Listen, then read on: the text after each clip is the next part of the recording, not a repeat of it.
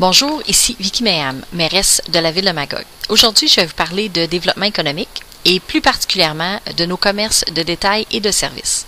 Comme vous savez, la ville de Magog est la ville-centre de la MRC, donc beaucoup d'activités économiques se passent chez nous. On dessert une population beaucoup plus grande que notre population de 25 000. Alors, nous avons travaillé très fort avec l'ensemble des partenaires économiques pour stimuler la reprise économique, pour que les investissements augmentent au niveau des commerces de détail et de services et évidemment pour créer de l'emploi. On constate depuis 3-4 ans, et les citoyens ont été plusieurs à me le dire lorsque je les ai rencontrés, on constate à l'œil nu beaucoup d'investissements. Des investissements qui ont eu lieu, par exemple, à l'entrée de la ville au secteur qu'on appelle les Quatre Fourches, sur la 112. Des investissements sur la rue principale.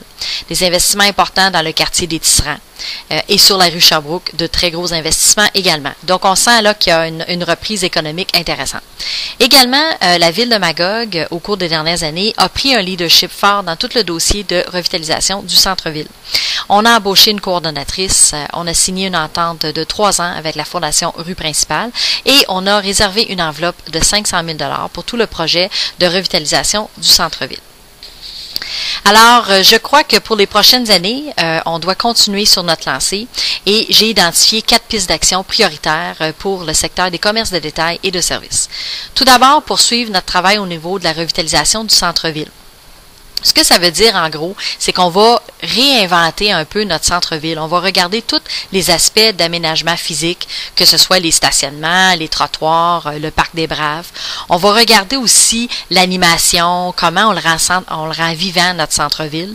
On va regarder aussi la diversification de l'offre, donc possiblement l'attraction de nouvelles entreprises ou encore, dans les entreprises existantes, diversifier leur offre de produits. Puis ça, on le fera pas juste pour le centre-ville, je vais le faire aussi pour l'ensemble des commerces de détail sur le territoire.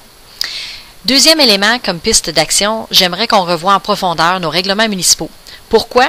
Parce qu'on nous a dit que c'était compliqué s'implanter à Magog avec les normes, donc autant pour l'implantation des nouvelles entreprises que pour l'accompagnement des entreprises existantes. Quand on pense aux normes d'affichage, aux normes d'implantation, etc., il faut faciliter la vie à nos entreprises.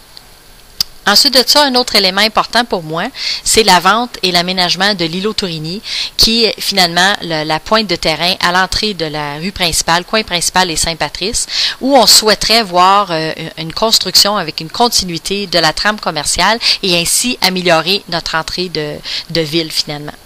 Et enfin, un petit outil simple, mais qui fera toute la différence, avoir un répertoire disponible avec l'ensemble des locaux vacants ou à être vacants, parce qu'au moment où on se parle, quand les gens nous appellent pour s'implanter à Magog et puis qu'ils nous demandent des locaux, il faut faire des fouilles archéologiques.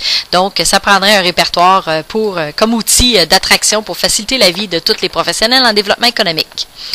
Donc, c'est comme je le disais pour le développement industriel, j'ai confiance en l'avenir et au dynamisme économique de Magog. Droit devant, Magog reprend le chemin de la prospérité.